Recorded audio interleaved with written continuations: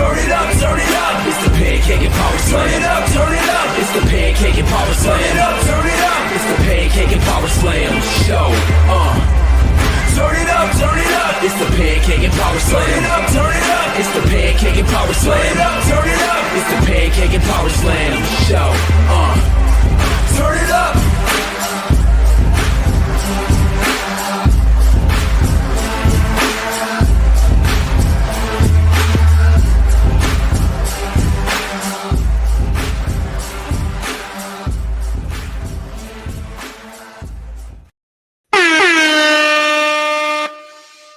What's up? There we go. What's up, everybody? What is up? Let's get this music on. Let's get this show rocking and rolling. Let's have a good time as always, man. Let's have a good time as always on the Pancakes and Power Slam Show, episode 713, baby. Come on in, y'all. Let's turn this up, man. Yeah. Come on, y'all. Let's go. Come on in, y'all. Yeah, let me bump this. Come on in. Yeah.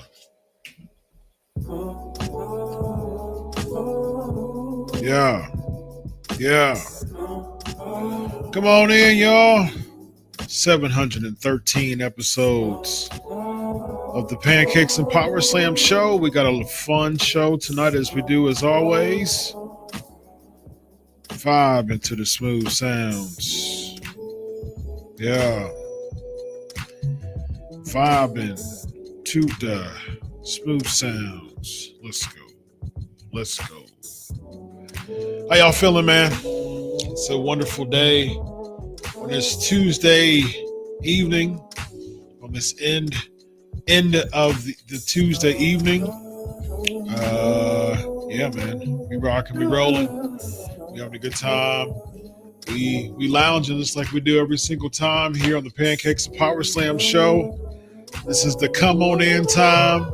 This is the lounge time. Come on in. Share the link, y'all. Share the link. Share the link, y'all. Share the link. Share the link, y'all. Share the link. Yeah. Share the link, y'all. Yeah. Share the link, y'all. Yeah. Share the link, y'all. Yeah. Share the link, y'all. Yeah. We vibing. Let's go. What? Hey.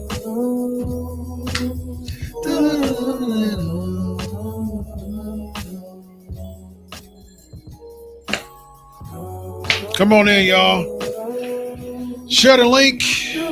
Got a fun class tonight.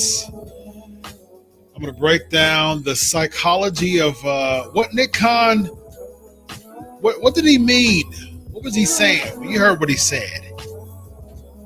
But we'll break that down a little bit more for you.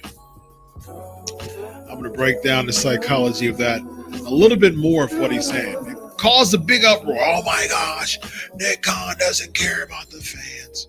I knew it all along.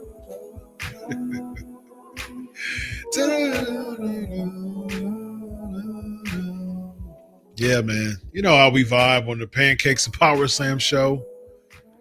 And my hair is chilling today. Yeah, man. There we go. All right. All right. Man, you know, it's 713 episodes, the Pancakes and Power Slam. It's time to lounge. It's time to vibe. It's time to have a great time. It's time for me to teach a class just like I do every single week. And of course, if you want your comment to be on the screen live for me to answer, or if you got something to say, just go ahead and hit that super chat, as the super chats is just your sign or your desire to put your comment on the screen. And super chats goes to the PNP funding for Viewers like you. Remember PBS, Viewers Like You? That was great. I remember that. Viewers Like You, as far as sponsors and funding. Hey man, I got some big dreams. I got a 2-person studio that I've got some big old ideas about.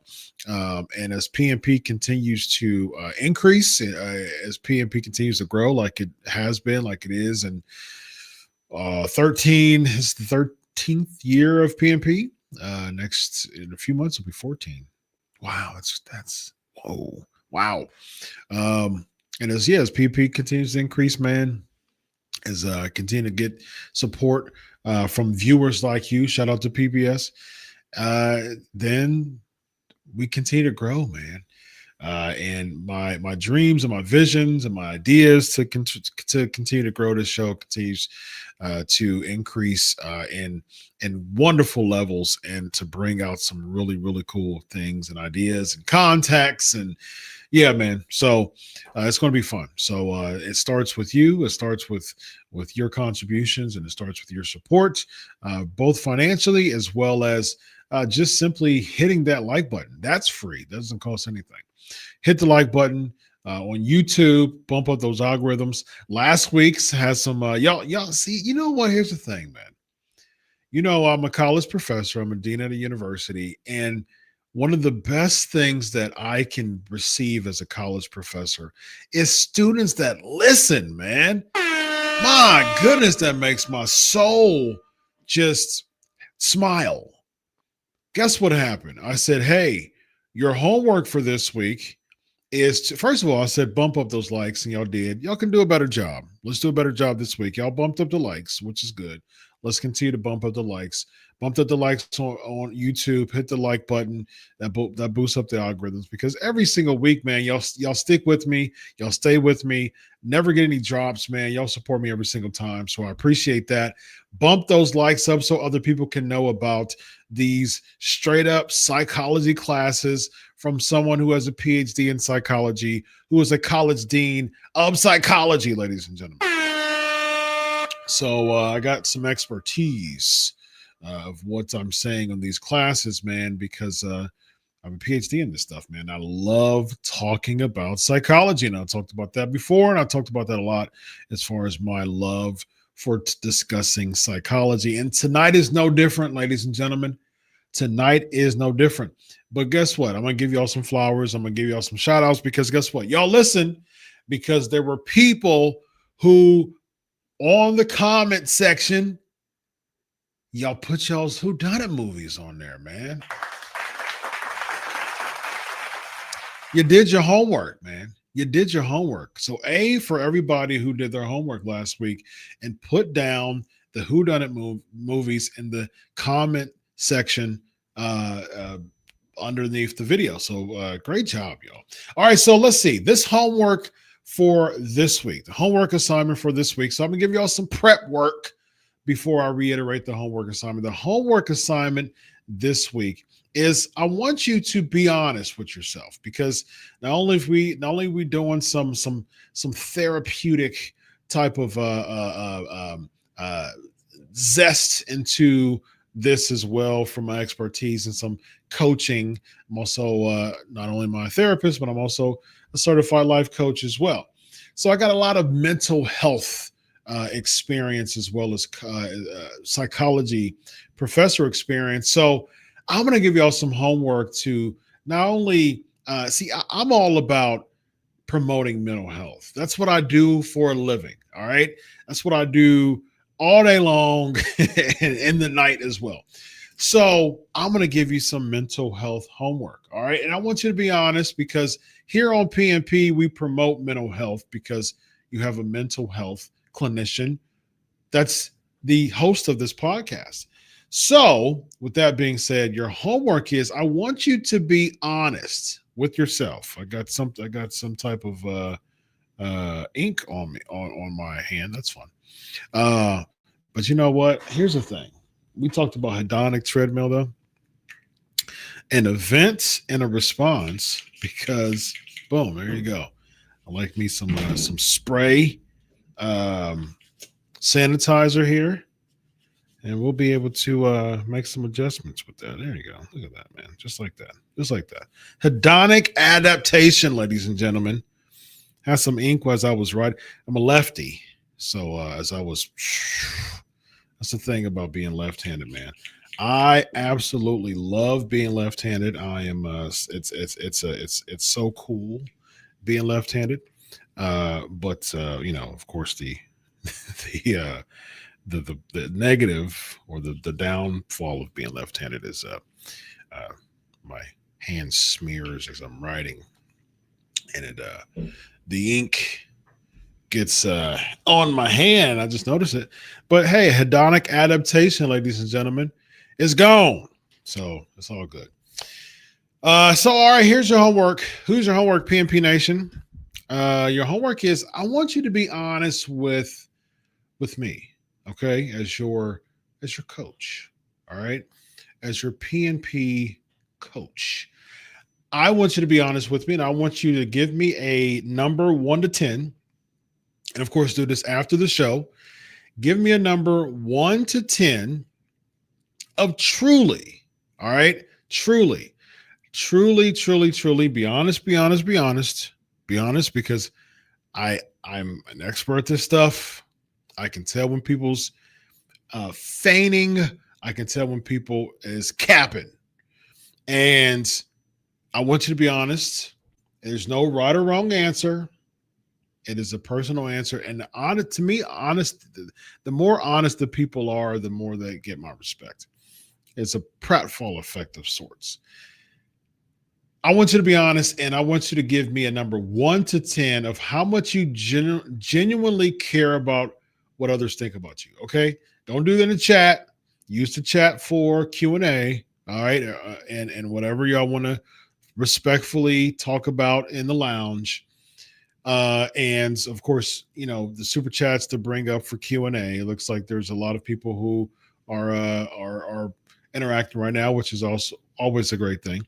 But I want you to be honest. Do that after the show in the comment section.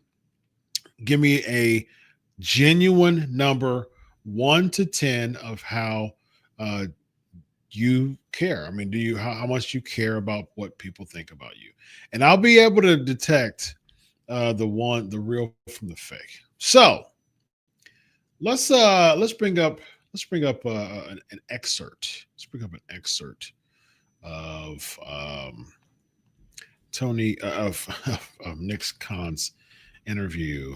I did a timestamp too. I'm gonna bring that up. Interview with Logan Paul. And he said something really interesting there because, of course, like I told you before, the social media, particularly Twitter is all I need to know enough about pro wrestling, period. I mean, I'm not a watcher of pro wrestling anymore. I don't get paid to do it. So therefore I don't spend my time doing it. I'm actually working during wrestling hours. Working or doing family time, doing all that fun jazz.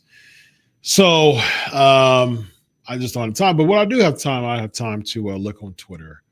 And, like I said, a couple times a day, a few scrolls, and see what's going on in the world of pro wrestling, since, it's something that I do here on PNP to break things down psychologically.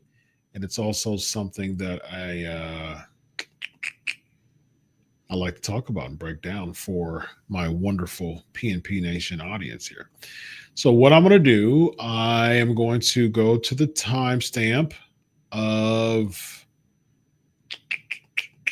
here we go. Almost there.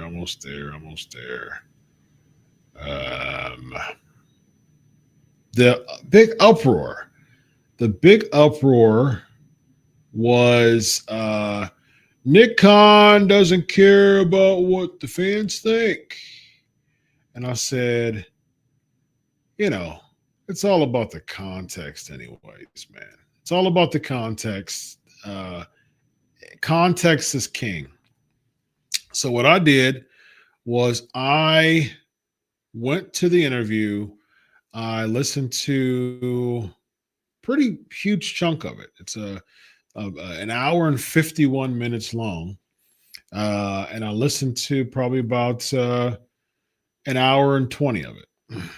Skipped some parts too. I was paying attention to the timestamps. I didn't listen. I didn't look at it all throughout. But for a huge chunk of it, like all together, I looked at about hour, about a solid hour of it, man.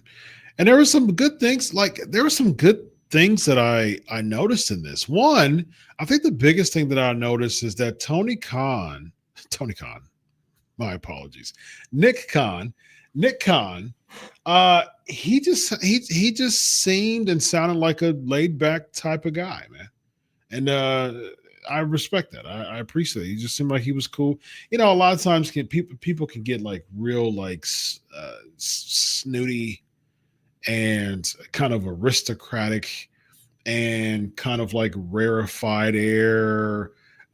Look at you, peasants. And they talked about that too, you know, within the show. A lot of people can have that haughtiness when it comes to them when they're in executive positions, and just a really unattractive, detached sense of pride that people can have. But I didn't pick that up from Nick Khan, and so I can appreciate that, man. So he gets my kudo horn for that. A couple things I was like, okay, you know, I mean, of course, and I said before, of course, you're going to speak well of your company. I do think from a PR perspective, I mean, like, look what your audience are saying, but you got to pay attention to that. But at the same time, he's bringing in the dough. He's bringing in the dollars, and it's working well for him. And so yeah, there was the big uproar on the media, socials, and all that jazz. Man, people are like, Nick Khan says that he doesn't care about what the fans think about him. I was like, okay, so let me look at the interview. Let me pay attention and get the context of it. And so I looked at it. I said, okay, let me play it. Let me break it down, and I'm gonna give my thoughts on it. So, you know, and it just goes to show to me, like, my whole thing on this is that I am so glad. Y'all don't understand. I'm a family man, and I grind for my family. I cannot cannot explain that enough for how much I grind for my family. And one of my things that I was willing to do to grind for my family is to be contracted to report scoops. So I had to dig and dig and dig and dig. And I was a part of the scoops and insider and all that. And it was fun for a little bit, like I told you before, then it became icky. But I'm gonna tell you what, I am so glad. Y'all don't understand. Lord Jesus of Nazareth knows. I am so glad I'm out of that, man. It's just, oh my gosh. It was just so time consuming. And it's just such a vortex of just the dirt sheets, man. And it's just like, I've got a lot of very close contacts in the pro wrestling industry, and people have told me who tells who what, and I know all that. But here's it: people don't know I know all that, but I know who I know. I know people who give that information. But I've talked to many people, and they've been like, man, I hate the dirt sheets. I hate it with a passion.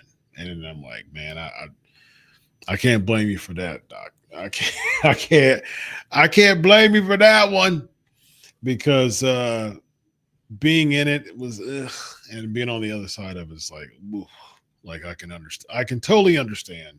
There's been multiple wrestlers who've told me that, and I can totally understand on this end of how much it's just like, I get it. I worked for a dirt sheet, for 5+ years, which paid well. I mean, they pay well. And I support them very much so because I'm still in really good relationship with them. But at the same time, it's just like, I get it, man. I get what my wrestling friends feel about it, and not happy about the people who give information and stuff like that. And so, yeah, it's an interesting industry, man, that I've talked about on my Patreon. I'm certainly willing to talk more about on my Patreon. All right, so let's bring this up. Let's bring this Khan interview up, man. It's only 2.5 minutes, less than 2.5 minutes of what I'm about to play. Very interesting stufferoony that I'm about to play here. Let's do that. You know how I am. Let's do that. And let's bring boom. All right, here we go. Let's play this Nick Khan interview. All right, let's do it, man. Let's do it. Okay. Again, shout out to ImPAULsive. Shout out to ImPAULsive. I'm gonna let the whole thing play. It's like I said, it's about a minute, about 2.5 minutes. All right, let's go.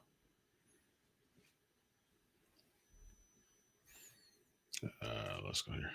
If you take risk, you're gonna, miss. Well, if you haven't taken risk, there's nothing to miss that. A lot of times the people that have the most problems with him or with me or with us or anyone haven't taken any swings because they're 15, 16, 17 years old. Sure. And as a kid, it's very easy to point your fingers at people or as Jeff would say, shout from the playground. Because whenever I go to Jeff and I'm like, the audience is being mean to us this week.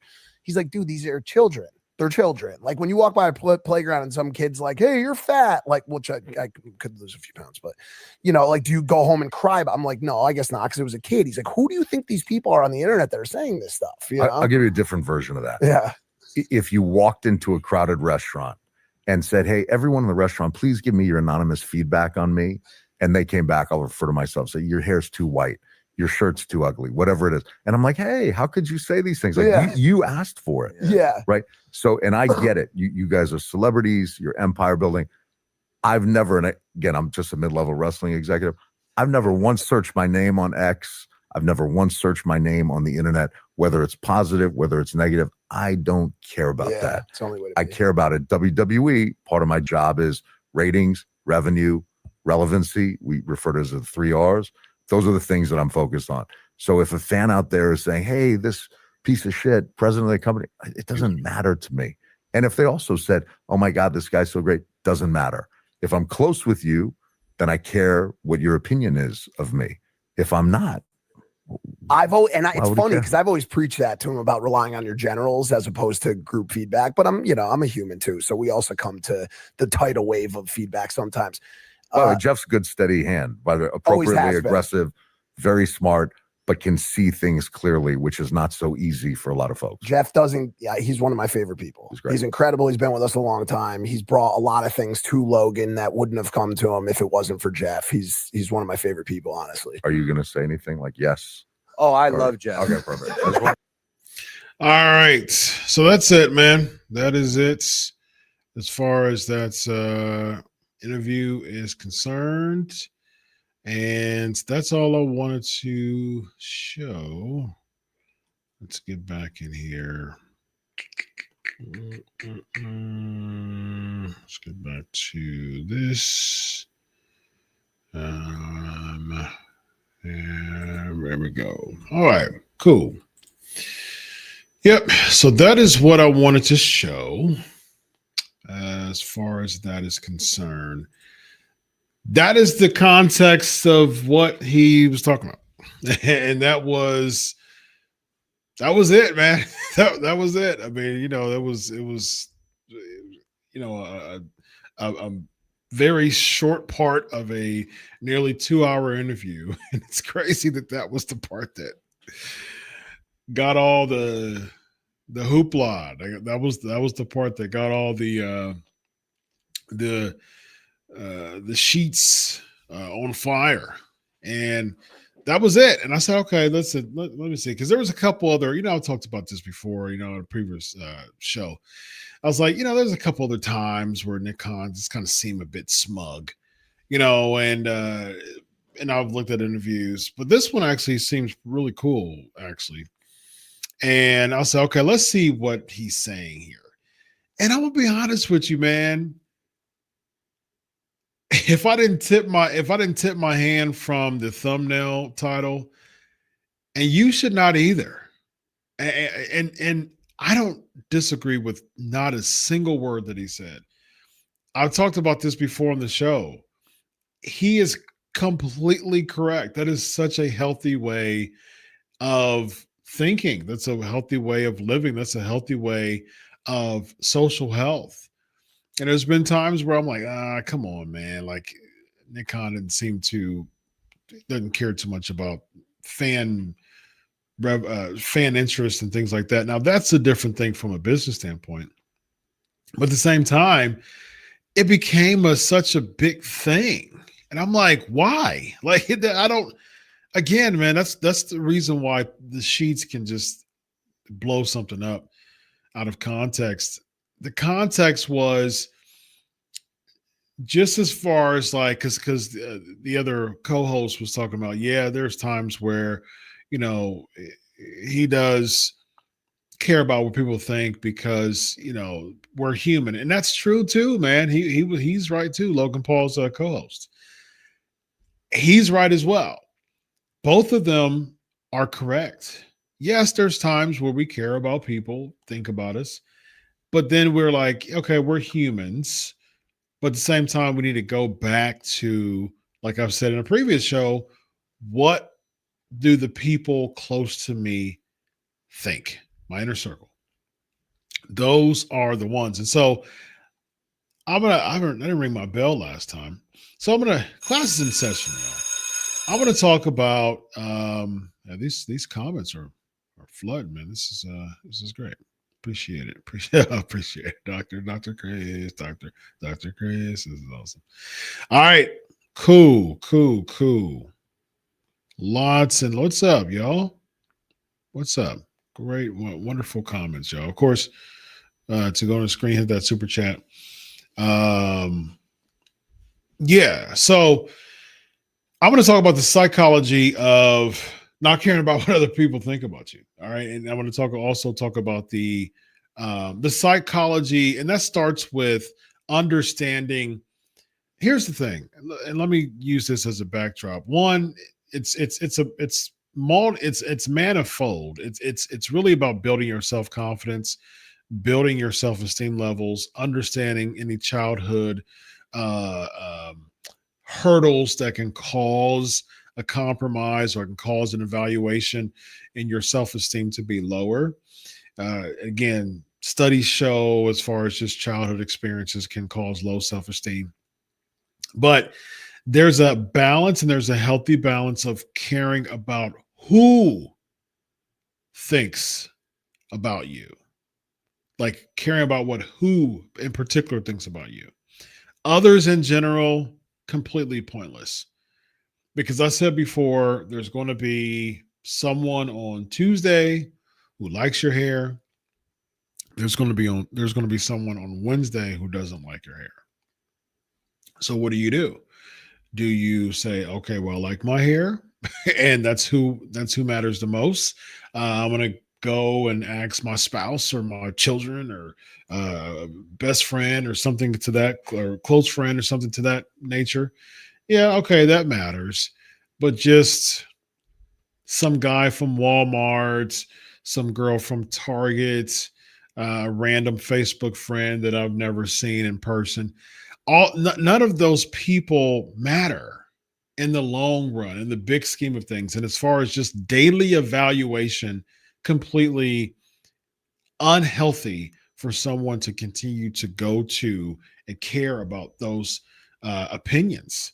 I always say people, and that's the reason why it goes back to um, Twitter and social media and stuff like that. I look at social media comments and I look at social media interactions, and I had a college football back and forth, and it was nice, and it was a spirited conversation. It's all good. Once you get to the point of ad hominems, though, you've waved the white flag on your emotional intelligence when it comes to those spirited discussions. You've completely waved the white flag. You've shown the world that you have forfeited your position as someone who's emotionally intelligent. You lost.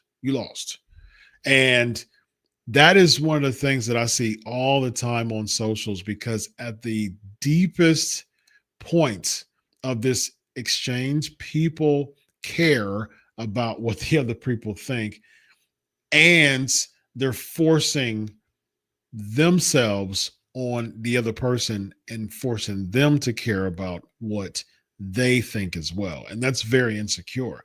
So let's break that down. All right.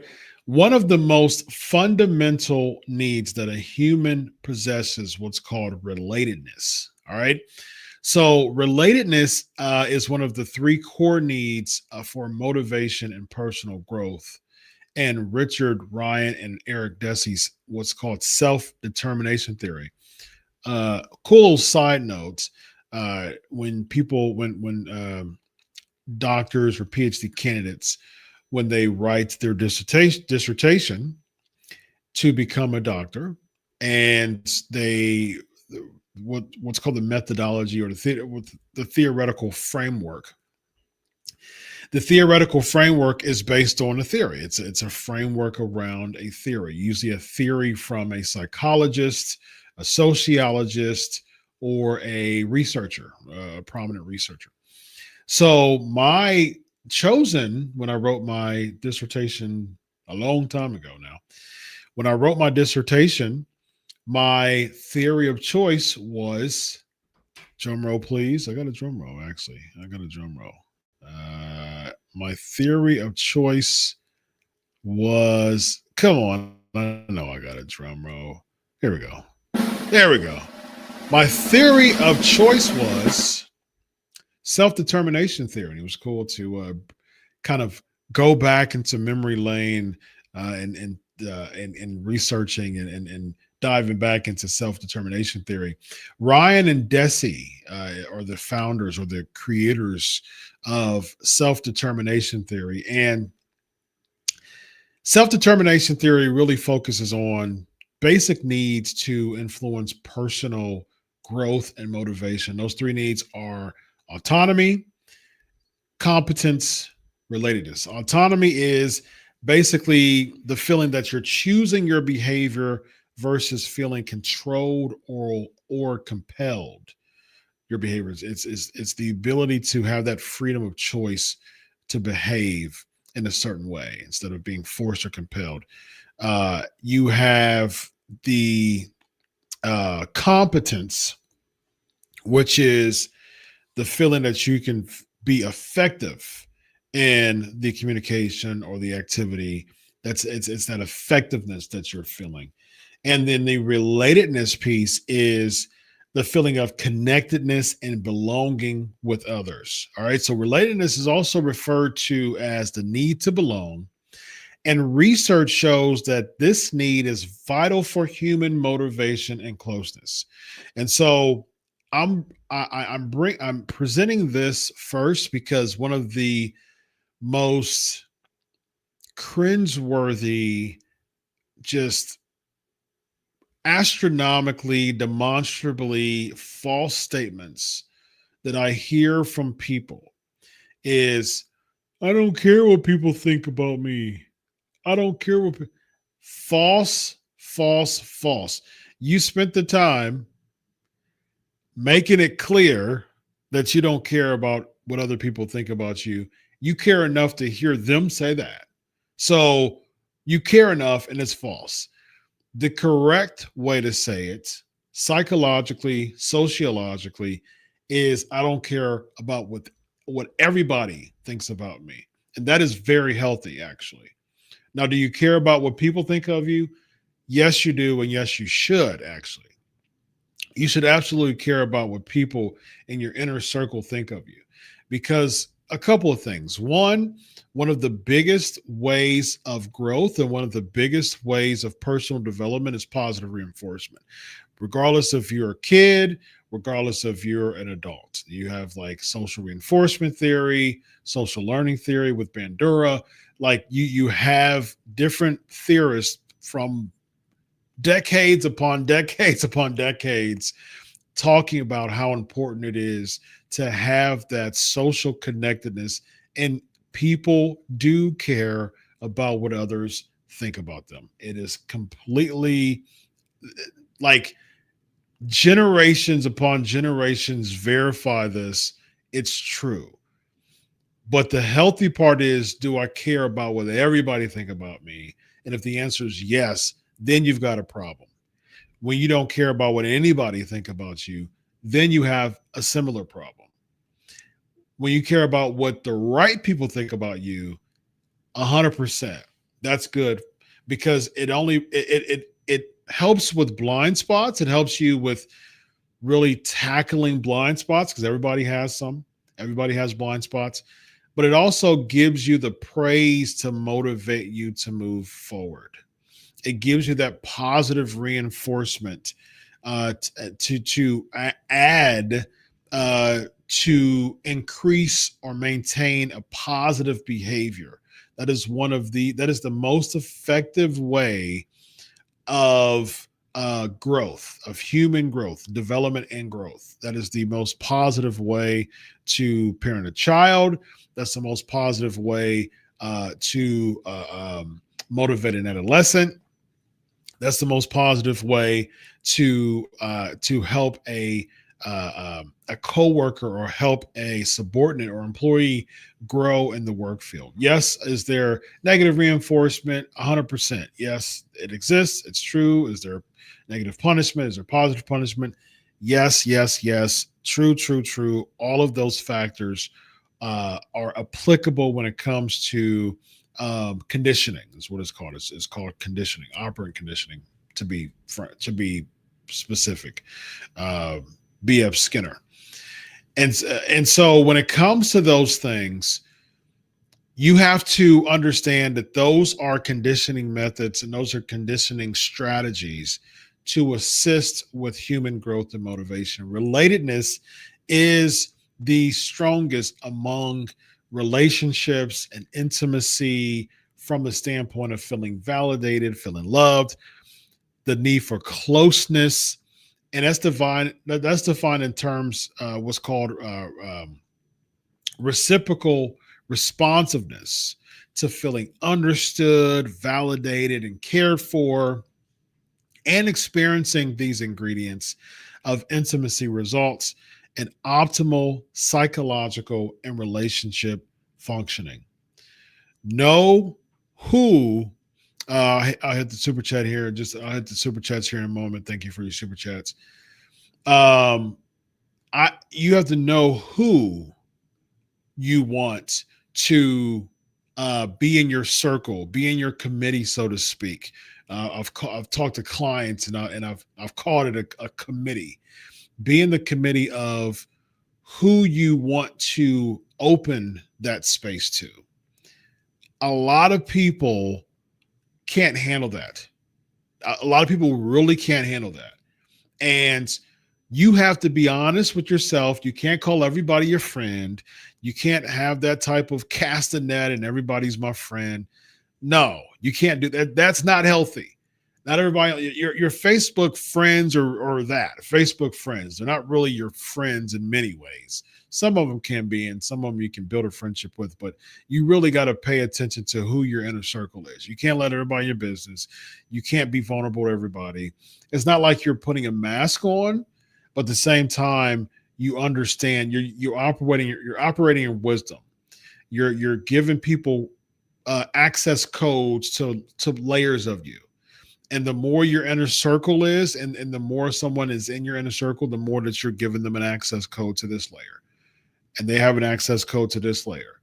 And they have an access code to this layer. And you're vulnerable every time you peel back those layers because you're giving them those access codes. And that's the reason why the people who are in the inner circle, you got to treat that with the optimal level of care when it comes to having those access codes to certain layers of people. Those things are very, very important. Again, relatedness, fulfillment is the strongest predictor of relationship quality indicators such as satisfaction, closeness, and commitment. All right, so relatedness and autonomy have a very strong link, as the relatedness factor of feeling connected is strengthened by the autonomy factor of personal choice. Now, autonomy, going back to that factor, is closely linked to self-esteem.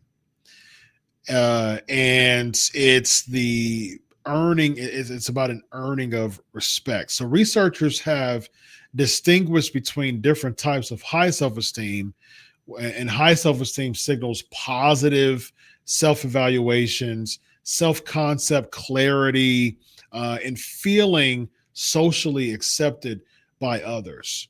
And again, if you want to have a comment on screen, your comments are amazing.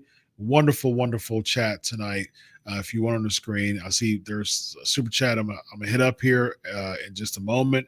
Appreciate your support. If you want your comment on the screen, go ahead and hit that super chat.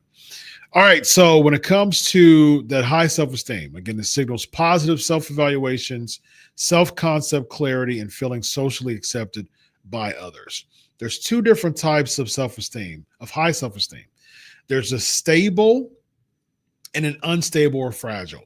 Stable is just a simple secure. You're securing yourself. It's a true self. You really feel like a true and authentic self that can be yourself around other people and have confidence in doing so. Then there's what's called an unstable or fragile self-esteem and the high self-esteem. And these people tend to experience greater fluctuations in self-feelings in response to daily events. And they are highly ego involved in everyday activities. And they chronically perceive that their self-worth is, quote, on the line. So that they have that type of tension within themselves. It's a fragile sense of high self-esteem. You think of yourself high, your ego levels are high, but then it's on the line. It's at risk all the time as far as your self-esteem is concerned. So it's not stable. It's not a stable sense. You think a sense of you think highly of yourself. Say, for instance, like someone who's like a very wealthy entrepreneur. And they have a sense of financial just prowess to them. They have a sense of financial confidence to them. But when it comes to social skills, it's not very strong. They have a sense of instability. And so that's more of an unstable high self-esteem. You also have a low self-esteem, which from a low self-esteem perspective, they possess relatively unfavorable self-evaluations relative to the high self-esteem people. And they conclude that they are unlikely to meet other standards for acceptance. So those are the people on the low self-esteem spectrum. Studies show that people who live authentically, meaning like not bending themselves to external expectations, they tend to have better mental health and life satisfaction. Caring less about what other people think, caring about what others think, less about what others think, that's actually associated with more stability and well-being. And experiencing authenticity rather than tailoring oneself to what other people think becomes a buffer of not being liked by everyone. And so that type of healthiness of having that sense of self, that authenticity, and really working and doing the work and spending the time to really work on yourself.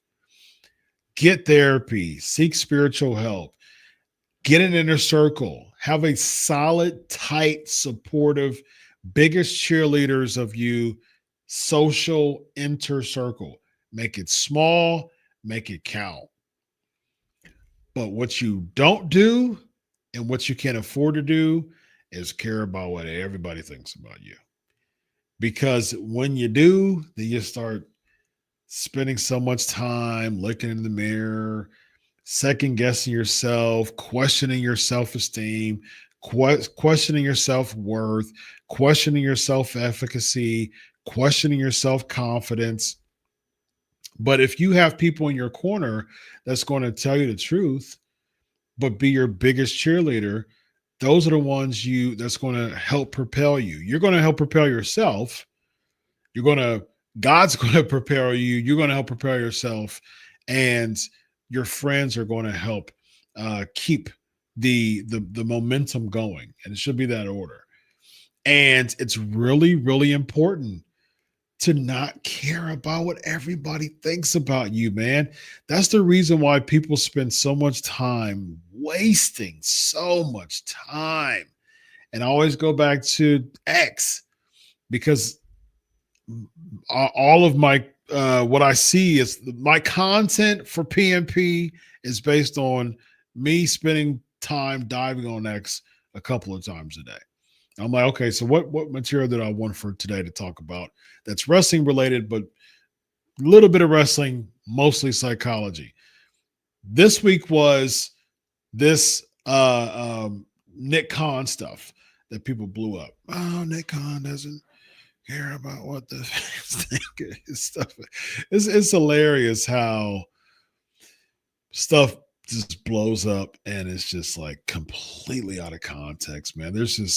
I fell victim of that within my scoops and stuff like that. I'm like, man, you got to get to the point when you don't care about what others think about you, that you realize that it would absolutely be completely a net negative in your energy bank for the day if you spend so much time caring and commenting on X. It is so completely a net negative in your energy bank for the day. And so you got to pay attention to that stuff, man. Positive applause. Nick Khan said, I don't care about, if a fan says, great job and stuff like that. Now, here's my thing. I think I would push back when it comes to that. I do think that it is I don't think I know psychologically that is very helpful to receive that type of praise for the work that you do. It's helpful. It's very helpful. And positive praise across the board. To me, my psychological take on that is, if someone says something negative about you, because of negativity bias, because of low EQ levels, because of de-individualization I talked about, because of dehumanization, because of social inhibition, because of swarm theory, because of all of those psychological concepts that I talked about before, it is very par for the course because of the anonymity factor. It is so par for the course for someone to just say something negative. That's a dime a dozen. I mean, as today is Wednesday, early morning, someone's going to say something about somebody else negatively on social media. I mean, that's like me having hair on my head. I mean, it's as blatant as possible. It's as blatant as you see it. So that's very, very normal. But at the same time, it does counter the bystander effect. When someone actually says something positive about somebody on social media, or says something positive about somebody, and it actually counters what's called the diffusion of responsibility. So when you have this large crowd, someone feels like they're less responsible for taking action in a positive and helpful way. And that actually stems from Kitty Genovese and what happened to her in the 60s. That's where the bystander effect came from. A publisher, Abe Rosenthal, I believe.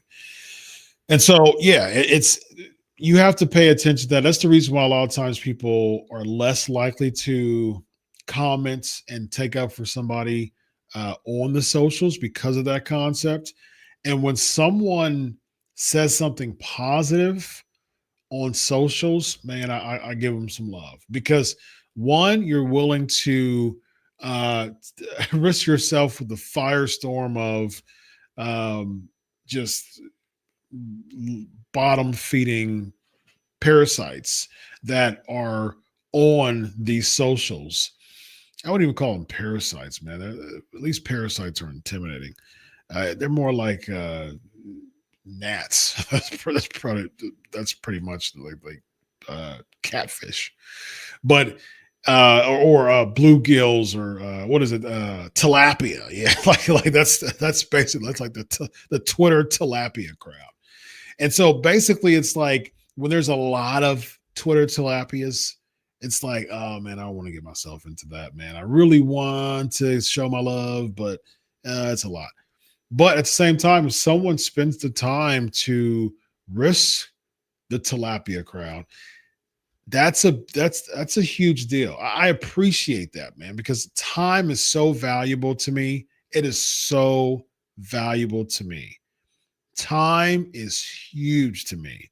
And if someone spends their time wisely, like time is money to me. You either spend it or you waste it. And it's a waste of time to just anonymity, just say something ignorant and negative. Okay, yeah. Disagreeing isn't saying something negative. Disagreeing respectfully and civilly, that's not a negative comment either. But just, ad hominems and just, the typical Twitter stuff of, like I said, children and adults body, stuff like that, that's wasting time. That's wasting your time and it's wasting mine too, especially mine. But if you're spending time and investing time mostly, more than even spending, you're investing time to tell me, great work, Dr. Chris. I appreciate your podcast. I appreciate there's a comment that said this is the therapeutic side of YouTube. Stuff like that. Like stuff like that is all right with me. And we need, and from a societal perspective, we need more of that just normally. We need to normalize positive reinforcement. That's a t-shirt right there. We need to normalize positive reinforcement and positive praise. That's what we need to do in this society is normalize that. And so that's my pushback with Nick Khan. Other than that, man, he's spot on with everything else. But as far as just like the comments and the compliments from other people, don't seek them. Don't predicate your life on them. Don't hinge your day on them. All those should be bonuses for sure. But accept them, yeah, absolutely. Because someone spent the time and invested the time and given you the compliment. So take advantage of it. Take completely advantage of it. This is basically the closest people can come close to free therapy is what a comment said. Another person said. There you go, my man. That's the reason why it's important to support. Speaking of support, ladies and gentlemen, we got 99 Maddox here for a super chat.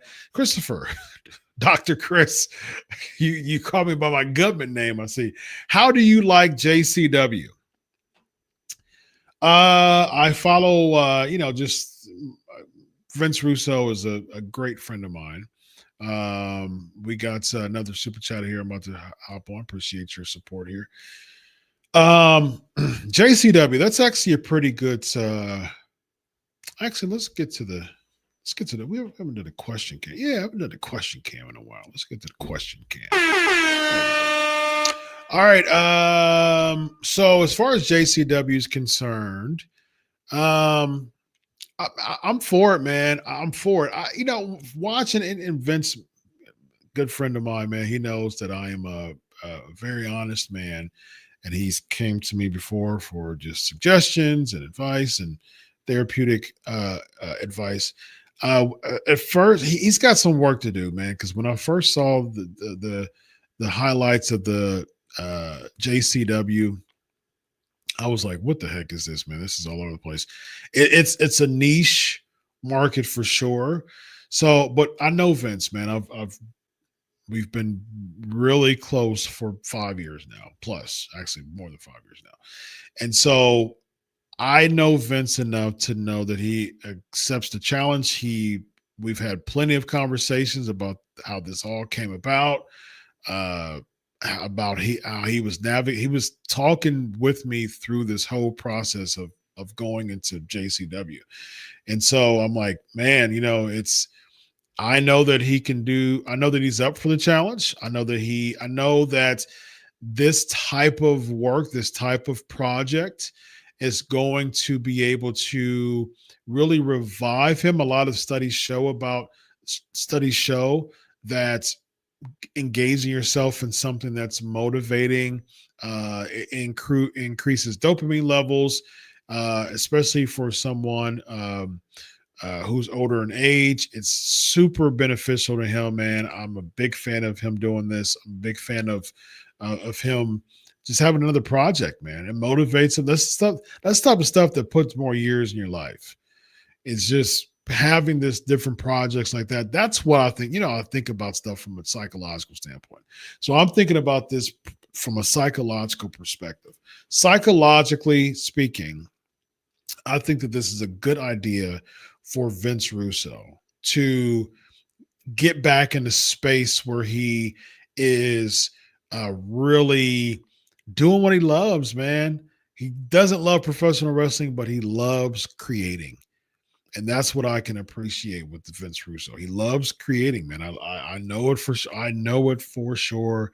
The guy loves to create.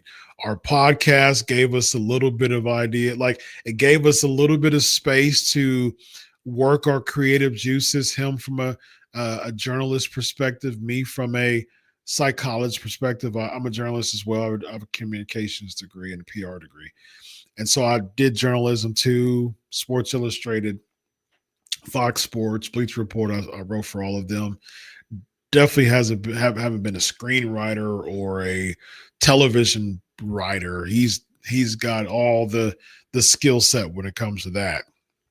So that was his strong suit. Mine is psychology. We made a great tandem, man. And so I know that all the shows that we would have, especially like the Writing with Russos, it wouldn't really be a breakdown of the Raw, although we would have some fun creative spaces on Raw too. But when we do the Writing with Russos, we really had an opportunity to just churn our creative juices. Him from a writer's perspective, me from a psychology perspective. So it's cool, man. And I know that he has the opportunity to churn that writing now for a company. And so I'm major kudos from me with my good friend Vince Russo. So it's interesting, man. As far as that's not my jam, but I'm willing to check it out. And I've checked out bits and pieces of it since it's became affiliated with Vince Russo, and I will continue to do so. And the jury's still out on whether I like it or not. I'm not going to automatically be like, yeah, I like it. I'm not going to do that. But what I am going to do is I'm going to give it some time. And, he told me, hey, give us some time. He was like, hey, man, just, give us some time. And it's going to build. It's going to build. Just give us some time. I'm like, cool. All right. I'm for it, man. I'm going to give it some time. So we shall see. Danimal 199. Wonderful. I care about the opinions of the PNP Nation. Very nice, ladies and gentlemen. Wonderful. Great comments on the screen. And I'm going to go back and hear. And if you have any super chats, go ahead and drop them before we head on out. But you already know what that means, ladies and gentlemen. It means that I appreciate it. Means, you know what that means? When that song hits, it makes me realize how amazing this show is every single week. The wonderful support, now the weekly super chats, the support financially, the support just hanging out with me past midnight, almost 12:30 a.m. And so that is wonderful. Every single week, man, I'm blessed by you all. And I love this show. PNP, man, this has been my baby since 2012. I started this show in April of 2012, and it just continues to get better and better and better. And, you know, I'm going to be honest with you, man. This is my show, so I get to just take my coat off and chill and lounge with y'all just like I tell y'all to lounge. It feels good, man, to finally be in a space, and I've alluded to this before in previous shows, but it feels good to be in a space where I love the content that I'm creating. And I do, man. I love talking and teaching about psychology. I love mental health intervention. I love therapy. I love coaching. I love mental health, man. And I love psychology, and I love teaching. And I get to do all of that here on PNP. And so it's great. I'm none of y'all's therapist, but I am your PNP coach, that's for sure. And so it's such a blessing to do this every week, man. I love this show. And this is finally, I'm like, I finally get to just chill and be who I love to be on my show. And it's just like, you got to chase the algorithm so much and talk about, oh my gosh, did you see what happened on Raw? Did you see what happened on SmackDown? Oh man, the maxed man. Who is the maxed man? It's Chris Jericho. It's Austin Theory. It must be Montez Ford. It must be blah, blah.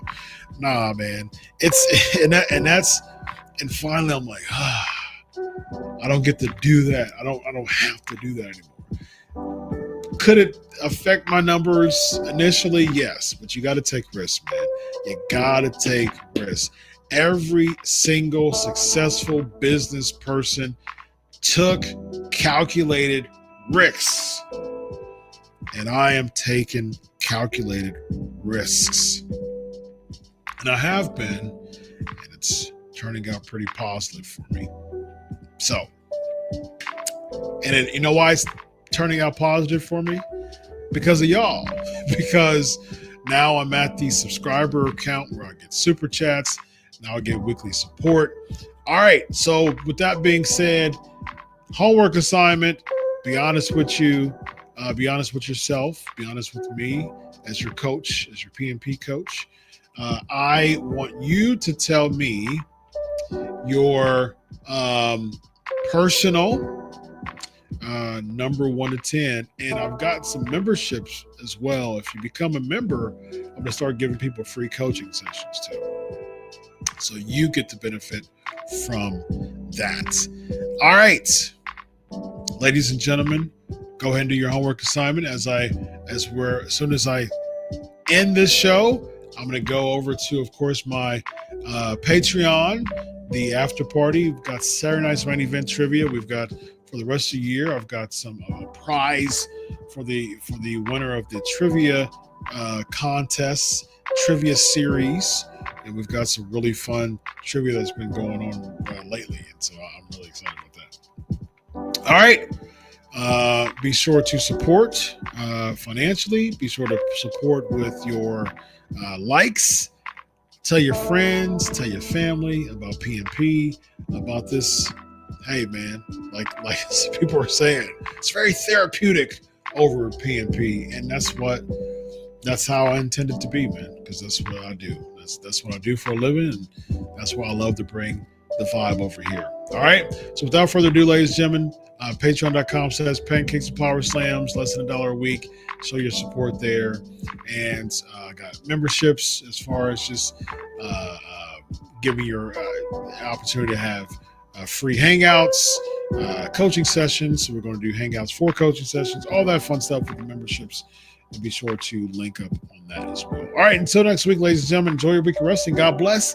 And always remember, I'll do it for you. Have a good night, buddy. So long.